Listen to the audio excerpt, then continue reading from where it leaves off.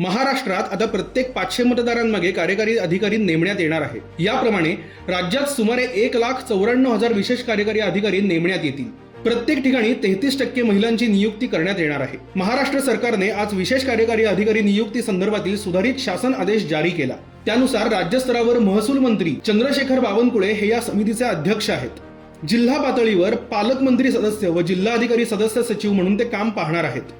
चंद्रशेखरजी म्हणाले की हे विशेष कार्यकारी अधिकारी शोभेचे पद असणार नाही, तर त्यांना 13 ते 14 विशेष अधिकार देण्यात येणार आहेत।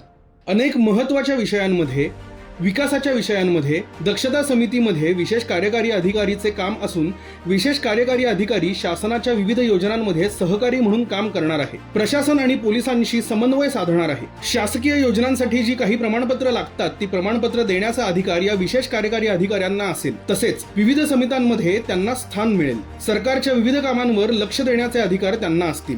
आतापर्यंत प्रत्येक 1,000 मतदारांमागे एक विशेष कार्यकारी अधिकारी असायचा, मात्र आता राज्य सरकारने नवीन GR काढून प्रत्येकी 500 मतदारांमागे एक विशेष कार्यकारी अधिकारी नेमण्याचा निर्णय घेतल्याने मोठ्या संख्येने विशेष कार्यकारी अधिकारी राज्यात नेमले जाणार आहेत। लवकरच प्रत्येक जिल्ह्यातील निवड समितीच्या माध्यमातून नवीन विशेष कार्यकारी अधिकाऱ्यांची निवड व नेमणूक केली जाईल। या पदावरील नियुक्तीसाठी किमान 10वी उत्तीर्ण असावे लागेल। तसेच वय 25 वर्षांपेक्षा जास्त आणि 65 वर्षांपेक्षा कमी असावे लागेल। आणि सर्वात महत्त्वाचे म्हणजे यातील 33% जागा या महिलांकरिता राखीव असतील।